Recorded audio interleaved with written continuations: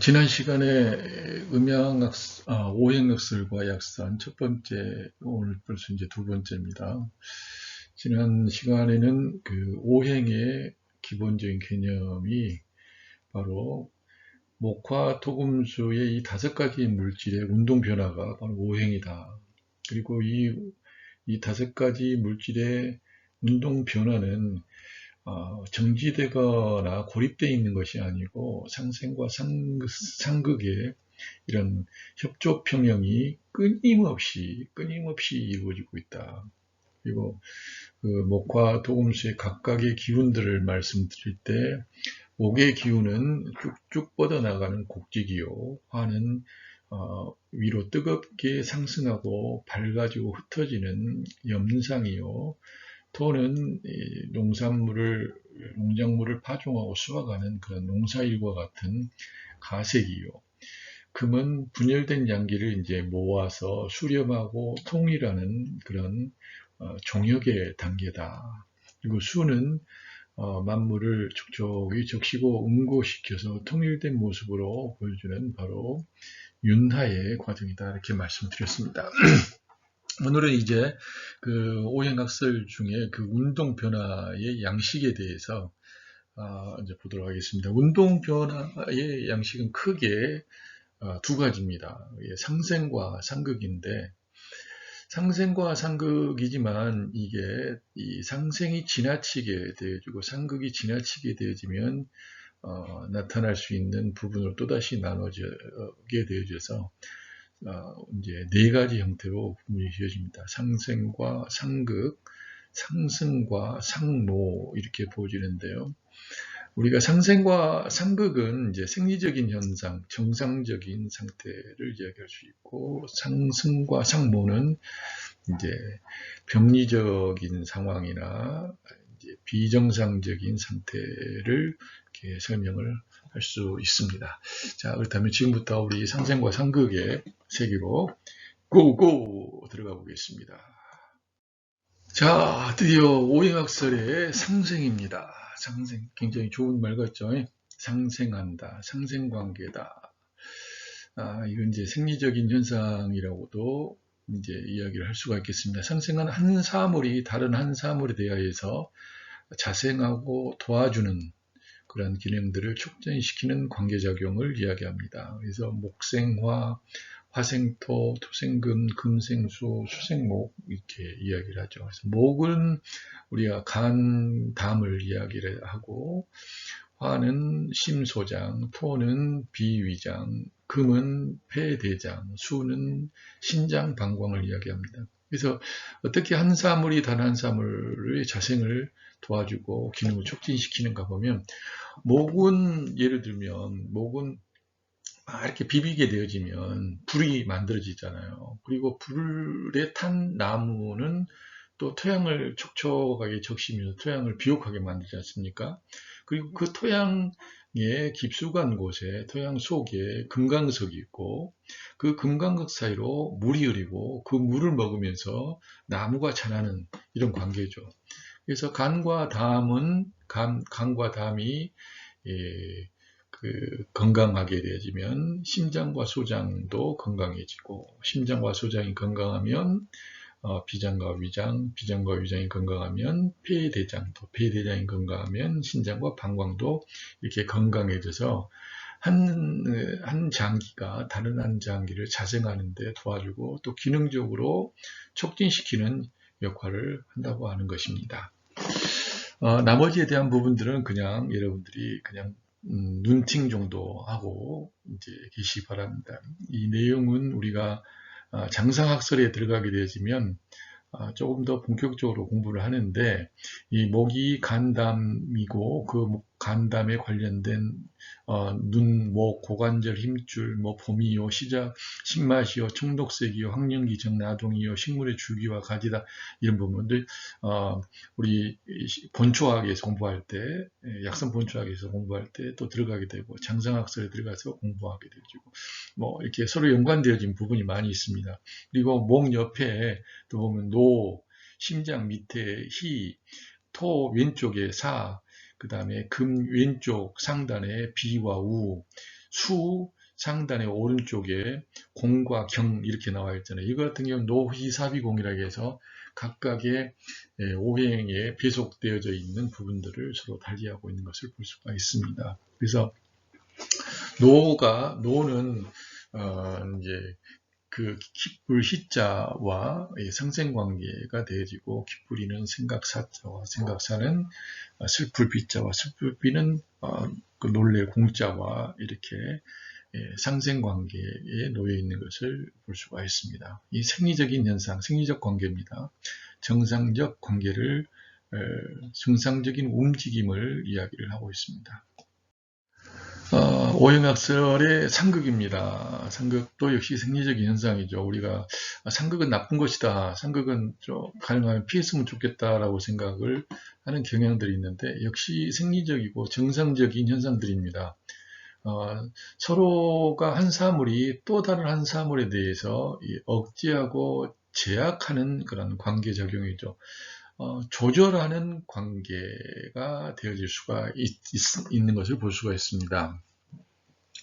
근데 이제 요는 뭐냐면은 그 억제가 지나치면, 제약이 지나치면, 조절이 지나치게 되어지면 뭐 이제 신경질 나고 짜증이 나고 이제 도저히 참을 수 없다라고 하는 이런 그 항명의 것들이 이제 일어날 수가 있게 되는데, 이럴 때는 병리적인 것이다, 비정상적인 것이다 라고 이야기할 수 있지만, 이 순수하게 조절하고 억제하고 제약하는 이러한 부분은 비정상적인 것이 아니라 일단은 생리적인 것이다, 이렇게 생각하시기 바랍니다.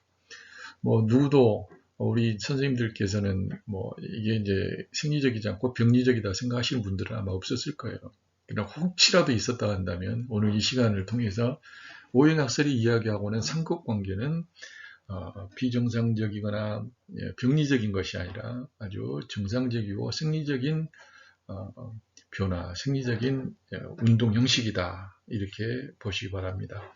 목극토하고 토극수하고 수극화하며 화극금, 금극목의 관계가 형성되어지는데요. 예를 들면 이런 거예요. 목의 간담이 토의 비위, 토와 서로 상극관계에 놓여 있다는 거예요. 목이 토를 조절하고 억제하고 제약한다는 이야기거든요. 그런데 예를 들면 나무가 토양의 자양분들을 먹으면서 자라기 때문에 토양을 억제하고 토양을 제약하고 조절한다고 보는 거예요. 그리고 토극수하게 되어지면 토가 수에 물기를 만들어주고 흙이 물의 범람을 막아줘서 물이 제대로 흘러가게 만든다, 이런 부분도 되지만, 동시에 흙이 물을 머금으면서 물에 도움을 받거든요. 그렇죠? 그러니까 물을 빼앗아 오는 것 같지만, 물을 제약하고 억제하는 것 같지만 토양도 사는 그런 일들이 벌어지는 것이고, 수가 불을 조절하고 또한 억제하고 그 제약하는 이런 부분들이 수극화가 되겠습니다. 만약에 수분이 전혀 없는 불이라고 하는 것은 상상할 수가 없는 거죠. 그리고 불로 또 쇠붙이를 수화극금하게 되면 불로 쇠붙이를 녹인다든지 모양을 바꾸기 위해서 하게 만드는 것을 볼 수가 있습니다. 근데 만약에 불이 너무 약하다든지 하게 되면 금을 녹일 수가 없고, 불이 너무 강하고 쇠붙이가 너무 적은 양이다 라고 생각하게 되신다면 또 쇠붙이는 녹아버릴 거 아닙니까? 그러니까 적당한 불이 적당한 쇠붙이의 모양을 만들어서 이 평상시 때 평화시에는 그 농기구도 만들고 필요한 그 도구들을 만들죠. 그러나 이제 전쟁이 되게 되어지면 그때는 병장기도 만들고 할 수 있지만, 불이 너무 강해 버린다든지 쇠붙이가 너무 적다든지 하게 되면 물처럼 녹아가지고 어떤 형체도 못 만들잖아요. 그래서 지나치게 되어지면 이 억제하고 제약하는 것이 지나치어서 원래 의도한 바를 이루지 못하기 때문에 이건 이제 병리적이지만 적당하게 제재하고 억제하고 제약을 하게 되면 조절하면 그건 아주 생리적이고 정상적인 관계가 될 수 있다. 이 금, 금, 목 같은 경우도 금이 쇠붙이라고 이야기한다고 한다면, 그리고 나무가 그냥 나무라고 이야기한다면, 금의 쇠붙이를 도끼나 칼날이나 톱으로 생각을 한번 해보세요. 근데 나무는 뭐 이를테면 뭐 100년 동안 큰 나무라고 생각을 한다고 한다면 어, 적당한 100년 먹은 나무를 전기톱이나 도끼를 사용해서 사용하는 것은 적당한 상극이 이루어진다고 볼 수가 있어요. 그렇지만 100년 묵은 나무를 면도칼 하나 가지고 이제 자르고 있다고 한다면 그 면도칼이 성할 수가 없는 거거든요. 하루 이틀 만에 베어질 수 있는 부분도 아니고 도저히 벤다라고 하는 것은 그 나무를 자른다고 하는 것, 그 나무를 잘라가지고 그걸 가지고 글상도 만들고 책상도 만들고 의자도 만들고 이런 그 공구들도 만들고 해야 될 텐데 그게 불가능하잖아요. 이런 경우에는 부족해서 이제 그 상극을 한다고 볼 수가 없는 겁니다. 그러나 적당하게 그 나무에 맞게 쇠붙이를 가지고 만약 가공을 하게 된다면 이건 어, 그 상극을 한다라고 이야기를 할 수가 있는 겁니다. 예, 바로 이렇게 상생과 상극은 상생과 상극, 상극과 상생은 바로 생리적이고 아주 정상적인 운동 형식이라고 이야기할 수 있을 겁니다. 그래서 상생은 목화 토금수 형태로 해서 이 오각형 형태로 흘러가게 되어지고 상극은 서로 이 별 모양을 하면서 이렇게 상극이 되어지고 있는 것을 볼 수가 있습니다. 각각의 이 목에 해당되어지는 간장과 담낭, 화에 해당되어지는 심장과 소장, 토에 해당되는 비장과 위장, 금에 해당되는 폐장과 대장, 수에 해당되는 신장과 방광이 때에 따라서는 서로가 살려주고 서로가 한편으로 이렇게 도와주는 역할들을 하는 부분만 있는 것이 아니라 쌍방간에 또 서로 다른 관계 속에서는 조절하고 제어하는 그런 관계도 같이 있다. 어떤 누구에게는 어떤 관계에는 도움만 주지만 어떤 관계에는 극을 하는 관계, 조절하고 억제하는 관계가 되어지기도 하다. 그래서 예를 들면 이제 관계 속에도 부모와 자식 간의 관계 속에서는 도와줌은 있지만 뭐 보상을 받고 그런 건 없잖아요. 근데 자식은 부모가 자식에 향하여서는 늘 도와주기만 하지만 자식은 부모에 향해서 늘 도움을 받기만 합니다. 그렇잖아요. 그리고 나와 친구와의 관계, 나와 부모와의 관계, 나와 부인과 아내와의 관계 이런 부분들, 나와 일반적인 친구도 아니고 처자식도 아닌 그런 일반적인 사람들과의 관계, 국가와의 관계에 따라서 다 각각의 역할들이 달라지거든. 그 역할들이 달라지게 될 때 우리는 그 관계되어진 사람들과의 관계되어진 사물과의 따라서 각각의 다른 운동 형식들이 이제 나타난다고 하는 것을 우리는 볼 수가 있습니다.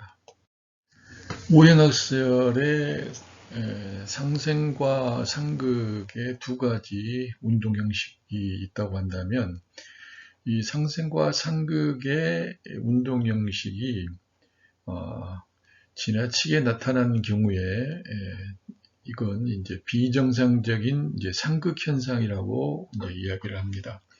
그래서 비정상적인 상극 현상은 이제 상승과 상모로 볼 수가 있게 되어지고 이 비정상적인 상극 현상도 지나치게 상극을 하기 때문에 나타나는 태과형 운동 형식과 정상적으로는 이제 상극을 하지만 이걸 받는 쪽이 지나치게 받는, 너무 약하게 지나치게 받는 불구평 운동 형식으로 이렇게 나눠질 수가 있습니다. 그래서 일반적으로 상승은 퇴과형 운동 형식이다라고 이야기를 할 수 있고, 상모는 이제 불구평 운동 형식이다. 퇴과형은 지나치게 지나친 운동 형식이라고 볼 수 있는 거죠. 그래서 오행 중에 어떤 오행 중에 하나가 다른 한 행위에 대해서 지나치게 제약에서 일어나는 일련의 상극 반응이다라고 볼 수가 있습니다. 지금 그림에서 보게 되지면 목이 다른 그 행위에 비해서 다른 사행에 비해서 지나치게 이제 커 있는 상태잖아요. 큰 상태이기 때문에 지나치게 커 있는 상태가 다른 한행에 비정상적인 이제 상극 반응을 보이게 되는 걸 볼 수 있습니다. 목과 화의 관계를 보게 되지면 목은 지나치게 크기 때문에 이 화를 도와주는 부분이 그냥 아주 식은죽먹기일 거예요. 굉장히 쉬울 겁니다. 근데 한편으로 보게 되면 수는 목을 도와주는 것이 버거울지도 몰라요. 그러겠죠. 그리고 목은 토를 정상적으로 이렇게 조절을 한다고 하지만 지 몸집에 비해서 정상적으로 한다고 하지만은 토는 지나치게 받을 수도 있어요. 그렇죠? 그렇기 때문에 화토금수는 정상적인 상태에 있지만 목이 너무 비대하기 때문에, 목의 기운이 너무 강하기 때문에 상극의 관계가 상승, 태과의 형태로 상극의 관계를 형성하게 될 수밖에 없다는 겁니다. 그래서 이 부분을 좀 설명을 한다면 목을 본인이라고 생각을 한번 해보세요. 나다라고 생각할 때 목은 나다라고 생각하고 내가 도울 수 있는 것은 이제 일륜지 관계 속에서는 자식밖에 없다고 그래요. 그래서 화는 자식이 됩니다. 화는 자식이 되고 나는 목이기 때문에 나를 도와줬었던 사람은 누굴까요? 당연히 목을 돕고 있던 수는 부모죠. 그러겠죠? 부모가 나를 도울 일이 별로 없고 돕는다는 것도 버겁고 목의 기운이 너무 크기 때문에 목이 또 자식을 제대로 도울 수 있느냐, 이것도 역시 너무 자기의 기운대로 자식을 다스리려고 하니까 도와준다고 하는 것이 도움이 안 될 수도 있어요. 그리고 목이 토를 극을 하는데 이 삼극관계에 놓여 있는 부분은 동양권에서는 토가 뭐가 되지냐면 이제 부부관계가 되어집니다. 그래서 부부관계가 되어지게 되고 금은 목을 조절하는 관계인데 이 금이 바로 이제 관이나 사회적인 부분들이 될 수가 있고 친구의 관계가 바로 이 금에 관계되게 됩니다. 그래서 목을 조절해 줄 수 있는 금은 친구와 사회와 관청밖에는 목을 조절을 못해요. 오히려 목이 지나치게 조절을 할 수 있는 제약을 하는 부분은 토가 되어지게, 이 토는 바로 부부관계가 되기 때문에 동양에서는 내가 마음대로 할 수 있는 게 이제 부부관계라고 그래요. 그래서 자식과의 관계나 부모 관계는 철천지 원수가 된다 하더라도 절대 끊어질 수 없는 인과의 관계가 있고, 그러나 부부 같은 경우는 한 이불을 같이 사용을 하면서 수십 년을 같이 살지만 맨날 싸우잖아요. 맨날 싸우고 또 갈라질 수가 있고, 갈라지면은 바로 남이 돼버리는 그런 관계가 놓여 있는데, 이런 부분이 바로 상승의 관계, 태과형 운동 형식이라고 볼 수가 있습니다. 그리고 또 하나에 대한 부분은 뭐냐면, 이게 이제 목이 특별하게 크고 다른 행들은 일정한 모습을 지니고 있는, 정상적인 상태를 지니고 있는 그 상황을 계절의 상황으로 가장 잘 설명을 할 수가 있거든요. 그래서 이런 상황, 목이 가장 커져 있는 상황을 봄이라고 이야기할 수 있고, 목의 기운이 가장 강한 시기가 바로 봄이다라고 이야기를 할 수가 있는 겁니다. 그렇게 되어지면 어떻게 서로 당하게 되냐면, 목이 강하다 보니까 토가 상대적으로 강하게 제약을 받고 있고, 금이 목이 너무 커져 있기 때문에 조절을 못 해주게 되어지죠. 그러다 보니까 토와 금이 이제 좀 그 허약한 증상들, 그리고 복창 터지는 일들, 음, 냉가슴 앓는 일들이 생기게 되어지고, 거기에 관련된 장기가 비장과 위장, 폐장과 대장이다 보니까 그 폐장과 대장, 비장과 위장을 도와주고, 대신 간담은 너무 기운이 넘치니까 조금 제거해주고 하는 그런 상황에서 이제 봄철에는 맛으로는 음식을 통해서 할 때 신맛을 좀 줄이고, 토와 금의 단맛과 매운맛은 좀 더 많이 사용하는 것이 좋다라고 하는 그런 원리들이 상승의 이 단계 속에서 이걸 읽는 가운데서 이 발견을 해낼 수도 있게 됩니다. 다음은 상승과 상모 중에서 이 상모입니다. 상모는 바로 일단 뭐냐면은 이제 지나치게 넘쳐서 생겨나는 게 아니라 지나치게 부족해서 생겨날 수 있는 운동 형식이죠. 지금 그림에서도 역시 보시듯이 이 목화, 수, 금은 목화, 금, 수는 정상적으로 똑같은 형태의 크기를 보이고 있지만은 토는 상대적으로 작아요. 그러니까 뭐 체질별로 이야기를 하지만 어떤 사람은 비장과 위장이 적게 태어나고 뭐 간과 뭐 크게 태어나고 막 이런저런 이야기 하잖아요. 사상 체질에서도. 그렇듯이 어떤 다른 그 장기나 다른 행들은 정상적인데 어떤 부분은 작을 때, 이런 경우는 주로 이제 병리적인 상태에서 주로 이제 볼 수가 있게 되죠. 그래서 토가 작게 되어지면 사실은 목이나 수는 정상적으로 움직이고 싶어 하지만 토가 그걸 정상적인 조절과 억제로 바라보지를 못해요. 그러니까 목과 토의 관계에서는 목은 정상적으로 토를 조절하고 억제한다고 하지만, 제약한다고 하지만 토가 지나치게 받게 되어지는 거죠. 그러겠죠? 그리고 원래는 토극수에서 토가 물의 범람을 막아주고 또 물이 잘 흐를 수 있도록 잘 도와줘야 되는데, 토가 너무 적다 보니까 그 물줄기를 잡아주지도 못하고 물을 너무나 이제 물이 많기 때문에 이 흙의 모습을 지니지 못하고 뭐 죽이 돼 버린다든지 뻘이 돼 버린다든지, 물론 뻘은 뻘 나름대로 또 늪은 늪 나름대로 지 역할들을 하고 있는 부분이지만, 정상적으로 물줄기를 만들고 물의 흐름을 흐르게 하는 부분에는 방해되는 요소가 될 수가 있거든요. 그러니까 그 일을 하지 못해서 그 모욕을 스스로 이제 받는 형태가 되는 겁니다. 그래서 이, 이 상모라고 하는 부분 같은 경우는 원래는 극을 해야 되는데 극을 하지 못해서 오히려 극을 이, 모욕을 당하는 그러한 형태의 모습으로서 토가 수가 토를 모한다. 수모토가 되어지게 되는 것입니다. 그래서 원래는 토가 수를 극해야 되는데 수가 토를 극하는 일들이 이제 발생을 하게 된다고 볼 수가 있는 거죠.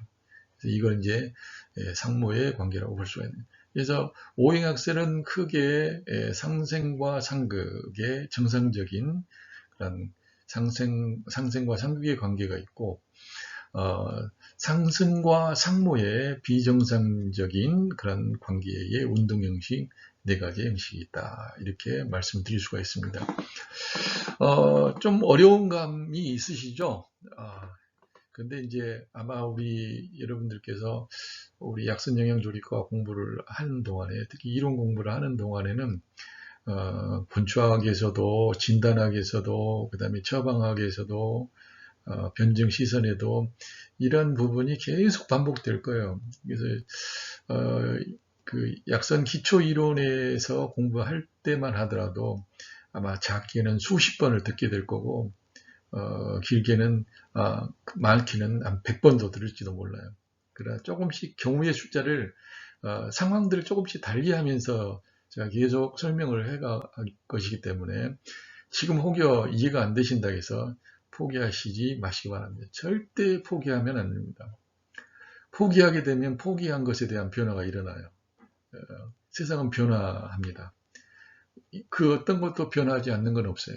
그러니까 여러분들의 마음이 포기하지 않고 이해하고야 말겠다라고 하는 마음을 내게 되면 그런 쪽으로 변화가 지속될 거라고 믿어 의심치 않습니다. 그러니까 우리 선생님들 화이팅입니다. 화이팅! 그리고 이제 그 구체적으로 이제 그러면 음식의 부분을 가지고 어떻게 상생과 상극, 상생과 상극에 대한 부분들을, 상승과 상모에 대한 부분들을 볼 것인지 그렇게 이해를 해나가는 방향으로 또 연결을 하도록 하겠습니다.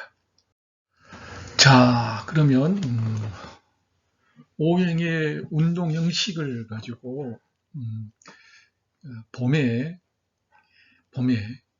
어떤 식으로 음식을 양생하는 것이 좋겠는가 한번 보시도록 하겠습니다.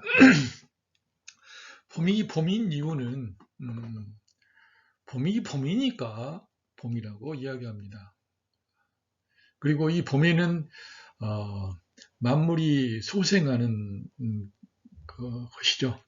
그리고 만물이 소생한다는 이야기는 하늘을 향하여서 쭉쭉 뻗어 나가는 힘이 가장 강한 시기이기 때문에 바로 봄이라고 이야기합니다. 그걸 우리는 오행에서 목의 기운이 가장 좋은 시기, 가장 강한 시기, 목의 기운이 가장 강하기 때문에 봄인 것이고, 봄은 또한 목의 기운이 가장 강한 시기입니다. 만약에 목의 기운이 다른 계절과 똑같다고 한다면 우리는 목을 봄의 기운의 해라고, 목을 봄의 계절이라고 이야기할 필요가 없는 거죠. 그래서 자연스럽게 봄은 목의 기운이 강하고 목의 기운이 가장 활발하게 활동을 하는 시기라고 볼 수가 있습니다. 그걸 우리의 장기로 본다면 간과 담이 활발하게 움직이는 시기고, 이걸 인생의 사절기로 본다면 유년기가 여기에 해당되는 겁니다. 그리고 목과 함께 배속되어 있는 신체의 기관들을 보게 될 때 눈과 목이나 고관절이나 힘줄 등도 역시 마찬가지로 가장 그 기운이 강한 시기라고 볼 수가 있고, 또한 맛으로 보게 되면 신맛이요, 색깔로 보게 되면 청록색이요, 식물체의 어떤 부위별로 보게 되어진다면 줄기나 가지나 덩쿨이나 껍질이나 가시 같은 경우가 바로 이 목에 해당되는 것이고, 이 계절에 바로 줄기, 가지, 덩쿨, 껍질, 가시, 청록색, 힘줄, 신맛 이런 부분이 가장 활발하게 움직이고 있는 시기라고 볼 수 있습니다. 그에 반해서 여름을 상징하는 화, 그리고 늦여름을 상징하는 토, 가을을 상징하는 금과 겨울을 상징하는 수는 상대적으로 작다고 볼 수가 있습니다. 즉 화, 토, 금, 수가 정상적인 범주에 있다고 한다 할지라도 상대적으로 봤을 때는 목에 비해서 약한 상황을 보여지게 되고, 이 경우에는 바로 상대적으로 강한 목이 토와 금에 대해서 상극이 강해질 수가 있어요. 그러니까 목이 토에 대해서는 상극이 강해지게 되어지고, 목과 금 사이에서는 목이 금으로부터 상극을 받아야 되는데 상극을 오히려 받지 않고 목이 오히려 금을 모반하는, 상모하는 그러한 상황이 벌어질 수가 있는 겁니다. 봄의 계절에. 그래서 특히 이제 인생의 사주기 계절로 본다 한다면 유년기에 이러한 일들이 발생을 하게 될 수가 있는 거죠. 그래서 쉽게 범위되어지게 되면 소화기와 호흡기 계통의 문제를 발생할 수가 있게 되어지고, 그래서 쉽게 비장과 위장이나 금의 폐장과 대장의 손상을 입고 있는 상황이 벌어질 수가 있게 되죠. 그래서 손사막은 그의 청급 비급 요방이라고 하는 책의 식지편에서 봄철에는 마땅히 목의 기운이 넘치고 있으니 신맛을 줄이고, 오히려 신맛이 넘침으로 인하여서 단맛과 신맛이 부족한 상태에 닿고 비장과 위장과 폐장과 대장이 상할 수 있으니 비장과 위장과 폐장과 대장을 돕는 단맛과 매운맛을 보충하는 것이 마땅히 봄에 취할 수 있는 음식의 양생 방법이다. 이렇게 이야기를 하고 있는 겁니다. 지금 그 녹색 바탕에 하얀색을 쳐져 있는 측면이 이제 목이잖아요. 그래서 그 위에 보게 되면 또 노라고 하는 한자가 노알노자가 써져 있습니다. 이 노알노자도 역시 마찬가지로 이 화낸다라고 하는 의미를 가지고 있는데, 우리가 화를 내게 될 때 왜 화를 내냐면 사실은 목의 기운이 잘 뻗어 나가야 되는데 뻗어나가지 않을 때 이 조급한 마음들, 이런 것들이 생겨나거든요.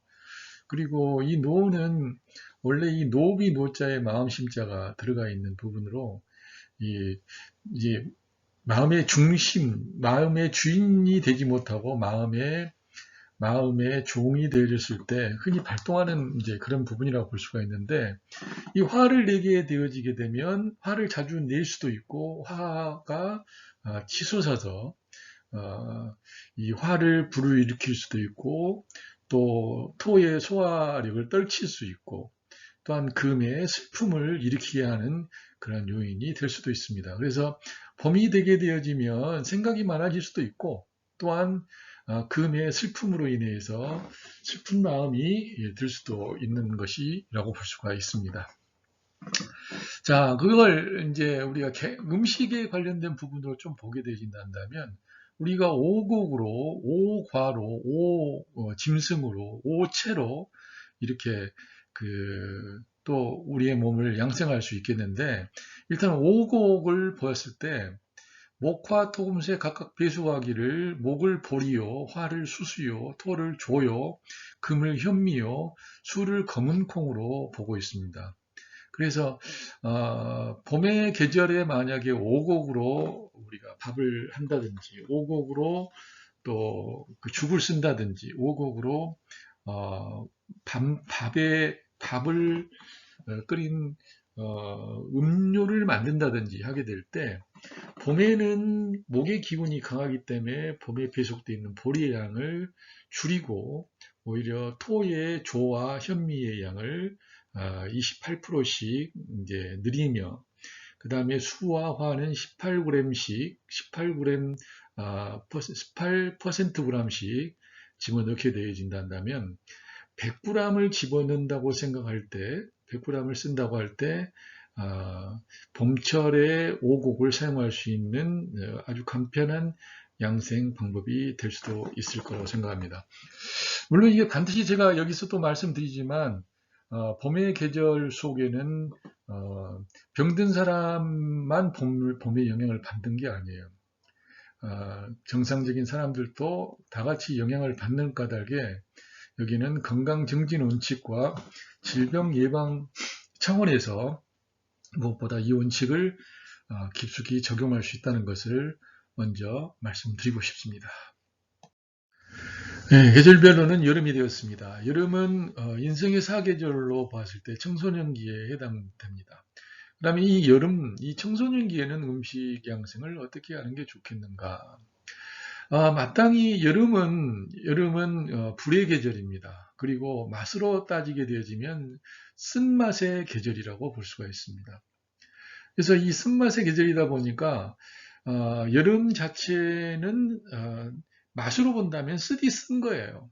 쓴 겁니다. 그렇기 때문에 여름에는 쓴 것이 가만히 놔둬도 넘치기 때문에 쓴맛을 구태여 먹지 않는 것이, 줄이는 것이 좋고, 오히려 쓴맛이 상극을 하고 또 서로 반모 관계에 놓여 있는 짠맛과 매운맛, 즉 수의 기운과 금의 기운을 도와야 할 시기가 바로 이 청소년기, 여름의 계절이라고 이야기할 수가 있습니다. 여름의 계절, 여름이라고 할 수 있는 것은 뭐냐면, 맛으로 봤을 때 짠맛이 넘치기 때문에, 아니, 쓴맛이 넘치기 때문에 여름이라고 하는 거예요. 마치 우리가 커피를 로스팅 할 때도 적당히 잘 로스팅을 하게 되어지면 굉장히 구수한 커피가 되지만, 불을 많이 화력을 강하게 해서 거의 타는 정도까지 하게 되면 커피 맛 오히려 굉장히 쓰거든요. 밥 같은 경우도 적당한 열을 가하게 되지면, 적당한 밥이 잘 돼서 아주 구수하고 고실고실한 밥이 되지만, 화력을 계속 떠가지고 이제 뜸을 들이지도 않고 더 강력하게 불을 가하게 되어지면 밥이 탑니다. 그리고 그 탄 밥을 만약에 먹으려 하게 되면 무지 씁니다. 무지 쓴 것은 뱉어버릴 수밖에 없는 거죠. 그런 것처럼 봄, 여름, 가을, 겨울 중에서 불이 가장 많이 성행하고 가장 극도로 높아 있는 계절이 바로 무엇이냐? 그러면은 바로 여름이라고 이야기할 수 있고, 인생에서 가장 불이 많이 있는 시기가 어떤 시기냐라고 본다 하더라도 역시 청소년기가 바로 그거라고 이야기할 수 있는 것이죠. 그래서 여름에는 맛으로 본다면 쓴맛으로, 그게 아무리 좋은 거라고 한다 할지라도 쓴맛으로 몸을 보호한다라고 하는 것은 다소 계절에 순응하지 못한 어리석은 행동이라고도 감히 말씀을 드릴 수 있습니다. 그래서 특히 쓰디쓴 약체가, 쓰디쓴 음식이 약이 된다고 해서 많이들 비상식적으로 먹고 있는데, 약선을 공부하는 우리들로 입장했을 때는 여름에는, 그리고 청소년들은 그렇게 쓴 것이 필요 없다. 왜? 쓴 것이 넘치기 때문에. 그래서 쓴 것이 넘침으로 인해서 금의 폐대장을 영향을 끼치고 있고, 수의 심방광에 영향을 끼치고 있기 때문에 오히려 이 여름과 청소년기의 사람들에게는 폐장과 대장, 그리고 신장과 방광을 살지게 하는, 건강하게 하는 그런 음식이 더 필요하다고 볼 수가 있는 것입니다. 그래서 음식적인 부분으로 본다면 수수와 살구와 양과 콩잎이 바로 불에 해당되어지는데, 이 시기에는 그 양을 줄이고 오히려 수에 해당되는 검정콩과 밤, 돼지, 부추, 그리고 현미와 복숭아, 말고기, 그 파 등을 많이 사용하는 것이 좋다고 볼 수가 있습니다. 이렇게 상극관계와 상모관계가 형성되어져 있는 부분들을 잘 볼 수 있으면 굉장히 유용하리라고 생각합니다. 장하의 계절은 장년기, 이제 그 일을 한참 이제 할 그 장년기를 이야기할 수 있겠는데요. 이 시기는 바로 토의 기운이 넘치는 늦여름을 이야기합니다. 이 시기에는 원래는 모기토를 상극하면서 조절하고 억제하고 제약을 해야 되는데,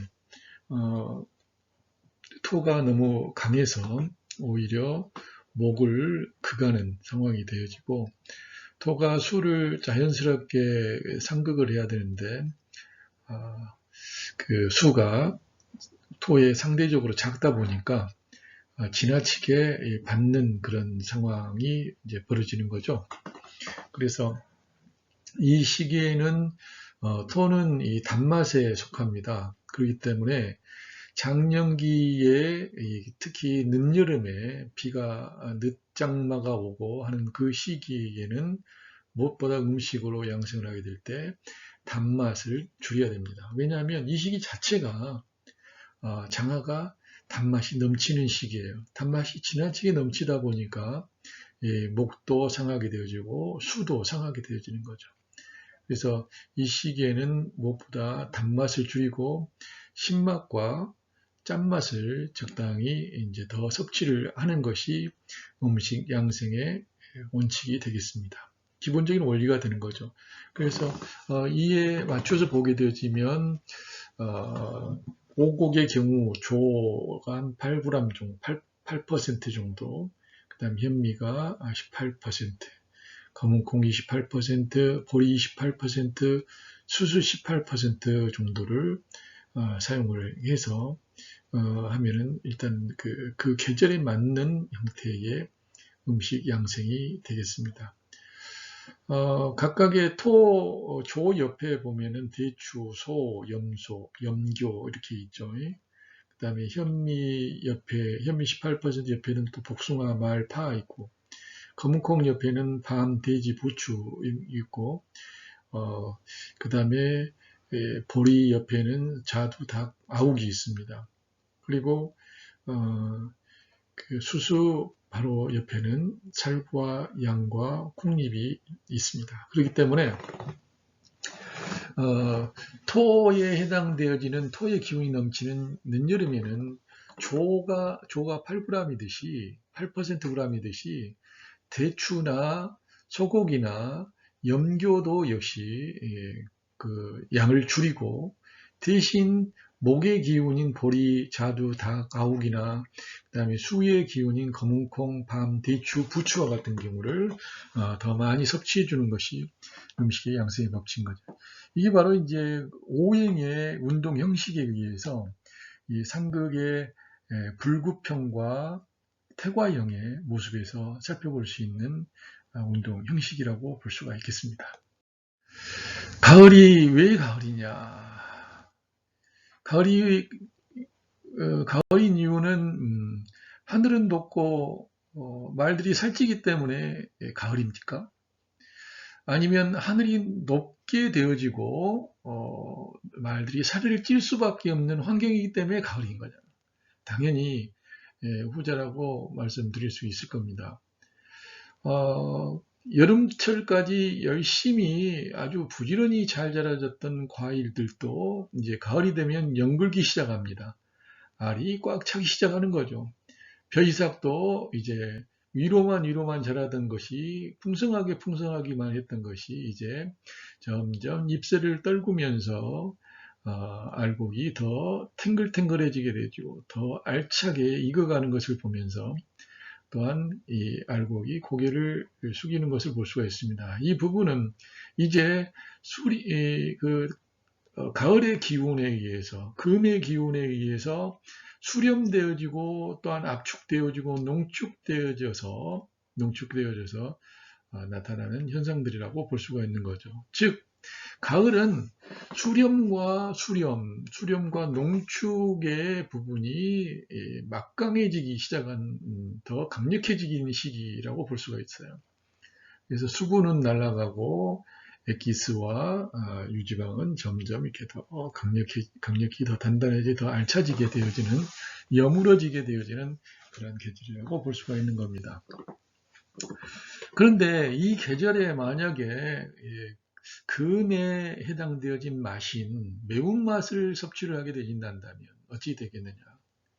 매운맛은 금의 기운 지금 현재 가을의 형태 상에서 충분합니다. 그렇기 때문에 계절의 형태에서 우리가 매운맛을 더 먹어서 금을 더 알차게 하겠다라고 한다면 그건 좀 무리가 있다고 보겠어요.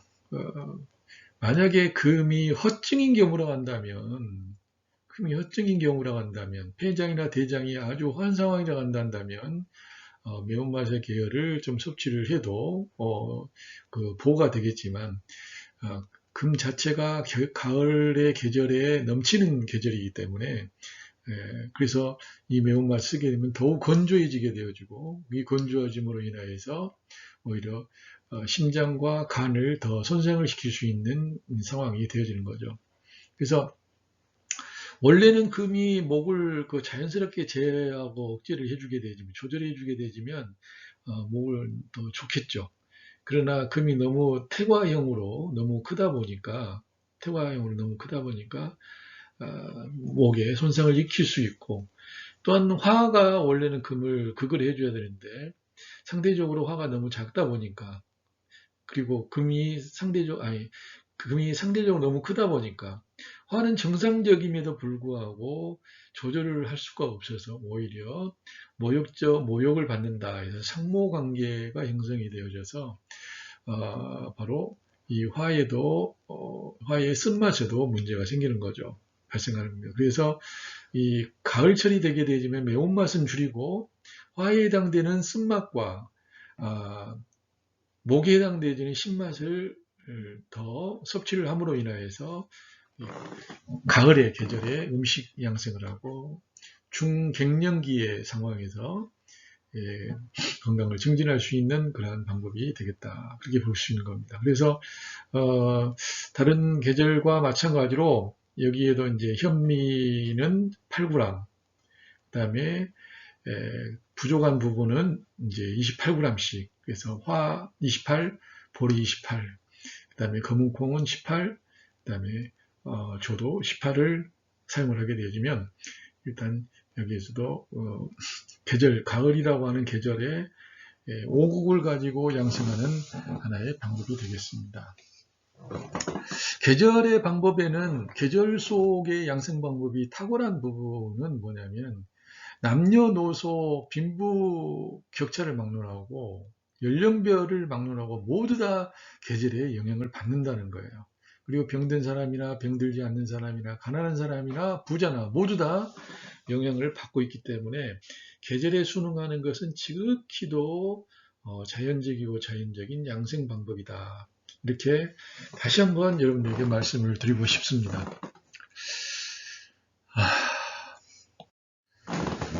봄, 여름, 가을, 겨울 중에서 벌써 겨울입니다. 겨울은 인생의 사계절로 본다 한다면 노년기에 해당이 될 것입니다. 그래서 이 겨울의 시기는 바로 노년기와 일치하게 되고, 이 겨울의 시기에는 바로 이 수의 계절이라고도 볼 수가 있습니다. 모든 것을 거둬들이고 이제 농축의 최고상에서 이제 다시 봄을 기약하는, 그래서 쉬고 있는 이제 그런 계절이라고 볼 수 있죠. 그 가지와 줄기에 매달렸던 모든 것들이 다 떨어져서 앙상한 이제 줄기만 남아있는 그런 계절입니다. 그러나 죽지 않고 이제 봄을 기약을 하고 있는 거죠. 그리고 그게 그런 형태로 갖춰질 수 있는 것은 바로 이 짠맛이 넘치는 바로 수의 계절이기 때문에 이제 그래서 겨울에 모든 것을 떨구어 버리고 앙상한 가지만 남고 줄기만 남아 있는 것이 비정상적인 건 아니에요. 그리고 나이가 들게 되어지면 머리가 허해지게 되어지고, 그 다음에 체력이 쇠퇴해지는 것도 역시 너무나 당연한 겁니다. 그러나 그 계절에 대해 마땅하게 우리가 이제 그 보충을 해야 될 부분들이 있게 되어 있는데, 아무리 자연적인 부분이라 한다 할지라도 그 계절의 영향을 벗어나서 살 수 있는 존재는 없죠. 그래서 계절의 영향은 받는다는 것이고, 계절이 왜 그런 영향을 줘야 하느냐, 만약에 그런 영향을 주지 못하면 계절이라고 하는 건 존재하지도 않는 거거든요. 그러니까 필요불급하게 불완전하고 과한 것은 존재할 수밖에 없고, 대립적인 부분들도 역시 존재할 수밖에 없는 겁니다. 그래서 불완전하고 대립적인 것들에 의해서 활동이 전개되고 변화가 생겨나게 되어지고 합일이 일어나게 되어지고 움직임이 생겨나게 되어지고 거기에서 조화와 균형이라고 하는 게 만들어지는 겁니다. 그래서 수라고 하는 짠맛이 넘치는 이 계절로 인하여서 수가 너무 강하다 보니까 화에 영향을 끼치고 또 토에 영향을 지나치게 끼치다 보니까 그 심장과 소장 그리고 비장과 위장 쪽에 문제를 발생할 수 있어서 겨울의 약선은 짠맛은 줄이고 화의 마신 쓴맛과 토의 마신 단맛을 늘리는 방법을 통해서 겨울 약선, 노년기의 약선을 할 수가 있는 거죠. 그렇다 한다면 이제 모두 이렇게 적용을 하게 되어지는 것이 적용을 한다고 한다면 참 좋은데 겨울은 겨울이지만 겨울 속에 봄을 사는 사람도 있어요. 겨울 속에 여름을 사는 사람도 있고 겨울 속에 가을을 사는 사람도 있습니다. 겨울 속에 오롯이 겨울인 사람도 있겠죠. 그러나 겨울 속에 오롯이 겨울인 사람이 말도 꺼낼 필요도 없이 당연하게 이걸 그대로 지키는 것이 맞고요. 그러나 만약에 내가 겨울이긴 하지만 내가 여름처럼 사는 사람이 있다. 연령대가 여름이다. 그래서 여름은 겨울이 되더라도 그냥 뭐 두꺼운 옷 안 입고 다니고 그냥 반팔, 반바지 입고 다니는 사람도 있잖아요. 그래도 춥지 않고 덥다고 하는 사람이 있잖아요. 이런 경우라 한다면 여전히 겨울이지만 쓴맛과 단맛을 더 많이 먹는 것이 아니라 단맛을 먹는 것이 아니라 오히려 이런 경우에는 겨울이지만 여름의 연령대에 살고 있기 때문에 쓴맛의 조절을 차이 있게 해야 되는 부분들이 있습니다. 각 계절의 연령대별 어떻게 움직이는가에 대한 부분들은 또 나중에 기회가 되는 시기에 더 자세히 말씀을 드리도록 하도록 하겠습니다. 자, 그렇다면 이제 목의 증상과 오행의 운동 형식은 또 어떠한가? 그 부분을 잠깐 보도록 하겠습니다. 목이 만약에 실하게 되어지면 우리는 간실증이라고 이야기를 하고, 만약에 허하게 되어지면 간허증이라고 이야기합니다. 근데 또 이 목이 서로 관련되어질 수 있는 부분은 비장이 허할 때 역시 또 목이 어떤 영향을 끼칠 수가 있게 되어지죠. 그래서 그림상으로 보게 되지만 여러분들이 목이 큰 경우와 목은 정상적인 경우와 목이 작은 경우 이렇게 세 가지의 부분으로 놓고 여러분들이 보실 필요가 있어요. 근데 목이 크게 되어지면 큰 경우에는 토와 금을 이렇게 극을 하고 있잖아요.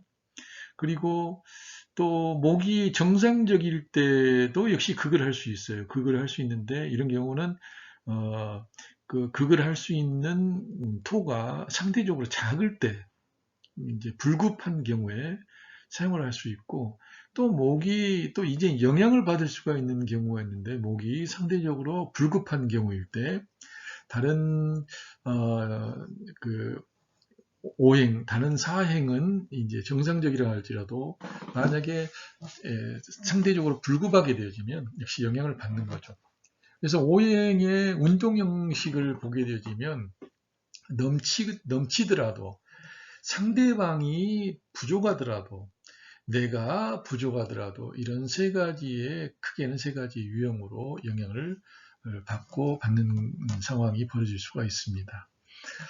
그래서 만약에 넘치는 경우라 한다면 이렇게 목이 큰 경우라 한다면 이제 목에 신만 나는 것을 덜어내야 될 것이고 만약에 목이 정상적인 경우인데 만약에 토가 약하면 단맛을 보충해야 될 것이고 목이 부족한 경우라 한다면 신맛을 보충해야 되는 이런 상황을 우리는 운동 형식을 통해서 발견할 수가 있습니다. 화의 증상과 오행의 운동 형식이 되겠습니다. 이 화의 증상으로 보게 되면 화가 아주 커 있는 상태, 그리고 화가 중간인 상태, 보통 정상적인 상태죠. 그리고 화가 불급한 상태, 부족한 상태, 이 세 가지의 상태로 이제 볼 수가 있겠네요. 만약에 넘치는 경우라 한다면 이제 몸에 이제 열이 많고 갈증이 심하고 변비나 호흡곤란이나 순환기장이나 동맥경화나 고혈압이나 협심증, 심장 판막 등이나 이런 것들이 보여지게 되는데 이런 경우는 이제 바로 신장과 폐장 쪽을 상하게 할 수가 있죠. 그리고 심장이 나는 정상적인데도 불구하고 어떤 상대방이 불급한 폐가 만약에 불급한 경우라 한다면, 금이 불급한 경우라 한다면 또 영향을 받을 수가 있죠. 영향을 끼칠 수가 있죠. 그리고 그 수나 금이 정상적이지만 만약에 화가 불급한 부족한 상태라고 한다면 역시 영향을 받을 수도 있다는 것을 볼 수가 있습니다. 그러나 일반적으로 화가 보통 상태에 놓여 있을 때라든지 화가 부족한 상태 같은 경우는 일반적으로 계절에서 보기보다는 이제 병의 어떤 증상 속에서 많이 드러나는 반면에, 오늘 이제 여러분들이 지금 더 중점을 두고 보실 부분은 계절이나 연령대에서 주로 나타나는 것이 무엇인가. 이렇게 본다 한다면 이 화가 커 있는 상태, 즉 여름의 상태와 청소년기 상태에서는 바로 신장과 폐장을 상하게 할 가능성이 크다. 그러므로 신장과 방광에 좋은 음식들과 그리고 신장에는 쓴맛 나는 것들을 좀 줄이는 것이 좋다고 볼 수가 있는 거죠. 토의 증상과 오행의 운동 형식에 있어서도 토가 아주 상대적으로 비대한 경우, 퇴과한 상태죠. 그리고 토가 그냥 정상적인 상태, 토가 불급한 상태, 퇴과인 상태, 넘치는 상태에서는 토가 목과 수를 치고 넘보고 이제 병적인 비정상적인 일들을 벌이게 되어지고, 토가 정상적이라 한다 할지라도 상극을 받게 되어지는 수가 상대적으로 불급한 경우라 한다면 역시 또 영향을 받죠. 그리고 근데 토가 다른 사행이 정상적이라고 한다 할지라도 토가 만약에 약하게 되어지면 영향을 받게 되는 것을 볼 수가 있습니다. 이와 같은 부분은 일반적으로 우리 좀 전에 살펴봤듯이 늦여름, 즉 장년기 장년기에서 주로 나타날 수가 있게 되는데, 이때는 이제 무엇보다도 토가 단맛이기 때문에 단맛을 철저히 줄이는 것이 필요하고, 신맛과 짠맛은 적당히 더 먹어도 되는 그런 운동의 형식이라고 볼 수가 있겠습니다. 금의 증상과 오행의 운동 형식입니다. 금은 가을의 계절이죠. 그렇죠. 가을의 계절이고 갱년기와 중년기를 상징합니다. 이 시기에는 폐의 기운이 강하는 시기죠. 그래서 폐의 기운이 강해서 심장과 간, 즉 화와 목을 상하게 할 수가 있고요. 그 다음에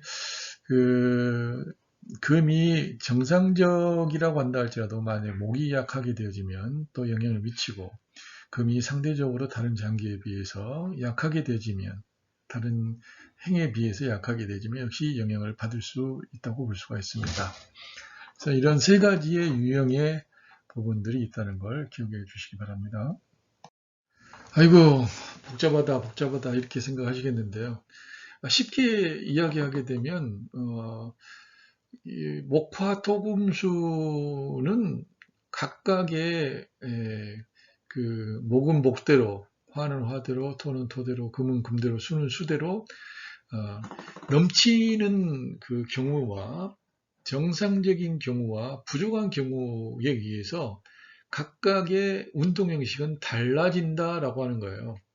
그러니까 크게 본다면 모든 것들은 내가 넘치든 부족하든 정상적이든 관계가 형성되게 되어지면 변화를 촉진한다는 거고, 그 변화를 통해서 사실은 망가지기 위한 것이 아니라 조화와 균형을 위해서 이렇게 변화가 이루어지고 있다는 겁니다. 그래서 생리적인 부분으로 본다면 항상의 상태를 조절하기 위해서, 항상성을 위해서 우리는 계속 조절되어지고 또 대립되어지고 합일되어지고 있다는 겁니다. 그러면 우리가 이 약선 음식을 하면서는 이 합일되고 조절되고 억제되어지는 부분에 순응하자는 거고, 거기에 순응하게 하는 부분에 도움이 되는 역할들을 하자고 하는 것이 약선이지, 그냥 막무가내로 무엇은 뭐에 좋으니까 막 사용한다, 이제 이런 부분만은 아니에요. 그래서 우리가 이제 공부를 하면서 여러분들이 자연에 순응하는 방법, 아주 기본적인 원리들을 하나씩 하나씩 익혀나가는 그런 것이 우리 약선의 공부가 되어질 겁니다. 그래서 저는 여러분들과 함께 뭐 공부를 하면서 그렇게 막 어려운 이야기를 하고 싶지 않아요. 근데 가장 기본적인 것을 이야기를 하려고 하는데, 아무래도 기본적인 것이 어려운 것은 어려워요. 그래서 이 기본이 다소 어렵다고 하는 것이 단점이긴 하지만, 기본은 반복적으로 내가 마음을 내서 이해하려고 노력을 하게 되어지면 반드시 이제 형성이 되어집니다. 그리고 무엇보다 이 목화토금수 오행의 원리의 기본적인 원리는 그 각각의 목이면 목, 화, 토, 금, 수는 수대로 넘치는 상태와 부족한 상태와 정상적인 상태를 가지고 있다. 그래서 지금의 계절은 과연 어떤 계절인가? 계절에 순응을 하기 위해서는 계절을 알아야 되잖아요. 그리고 그 계절에는 어떤 것이 넘치는가? 그리고 그 계절에 넘친 것에 의해서 부족한 것들이 영향을 받게 되어질 텐데 어떤 영향을 받을까? 그러면 그걸 맛으로는 어떻게 조절할 수 있을까? 이 부분들을 우리가 계속 반복하다 보면 1년 지나지 않아서 여러분들은 이제 이 부분이 그렇게 깝깝한 내용이 아니라 반가운 내용이 되어질 수도 있다는 것을 저는 확신하는 바입니다. 걱정하지 마시고 열심히 잘 따라오십시오. 오행은 이렇게 여러 가지 운동 형식들을 보여주고 있는데요. 이런 그 사물들의 현상들을 이제 그 오행에는 어떻게 귀납하고 어떻게 상응해서 귀속시켰는가에 대한 부분인데, 거기에는 이제 두 가지의 방법이 있습니다. 하나는 취상비류법이요, 또 하나는 추연낙엽법이다라고 하는 부분이 있는데, 취상비류법이나 추연낙엽법 같은 경우도 결국에는 눈에 보여지는 부분에 끼리끼리 모아놓든지 눈에 보이지 않은 성질들의 끼리끼리를 서로 이렇게 모아놓은 것들을 서로 해서 목화토금수로 분류를 해놓은 것이 바로 이 취상비류, 추연낙엽입니다. 그래서 취상비류는 눈에 보여지는 물질적인 부분들의 끼리끼리를 모아놓은 거라 한다면, 취연낙엽은 눈에 보이지 않은 것들의 어떤 기능적인 부분들을 서로 똑같은 것들이 이렇게 나누어지는 것을 의미합니다. 쉽게 그냥 이렇게 생각하시면 되겠어요. 이렇게 취상비류와 추연낙엽에 의해서 오행이 귀속되어진 것들의 대표적인 부분을 보면요. 오미, 오방, 오색, 오화, 오기, 오계, 그 다음에 오장, 육부, 오관, 형체, 정지, 이렇게 볼 수가 있겠습니다. 그래서 오미의 경우에는 신맛, 쓴맛, 단맛, 매운맛, 짠맛, 이렇게 해서 오미가 목화토금수로 규정이 되어 있고 분류가 되어 있고, 오방으로는 동서남북 형태죠. 오색은 청적, 황백, 흑. 그 다음에 오화는 생장, 화, 수, 장으로, 오기로는 풍서습, 조한, 풍렬서습, 조한 이렇게도 합니다. 오계는 추나, 추, 동, 장화가 늦여름이 들어가죠. 중간에 토에. 오장은 간, 신, 비, 폐, 신. 육부형들은 담, 소장, 위, 대장, 방광. 오관으로는 목, 설, 구, 비, 이. 그 다음에 형체로는 근, 맥, 육, 피, 골. 정지 상태는 노, 희, 사, 비, 공. 이렇게 나눠질 수가 있습니다. 역시 자세한 내용들은 우리가 각각의 증상들을 다루게 되어지는 어떤 진단이라든지 그 약선 요리의 요리들의 변증을 하게 될 때 하나씩 연관지어서 보실 수 있도록 하겠습니다. 혹시 필요하시다 한다면 여러분들 이 그림 같은 경우는 이제 출력을 해놓고 가까이 여러분들이 자주 다니는 곳, 자주 다니는 곳에 이렇게 붙여놓고 가끔씩 한 번씩 보시게 되어지면 공부하시는데 더 도움이 되리라고 생각합니다. 오늘은 여기까지 하겠습니다. 수고하셨습니다.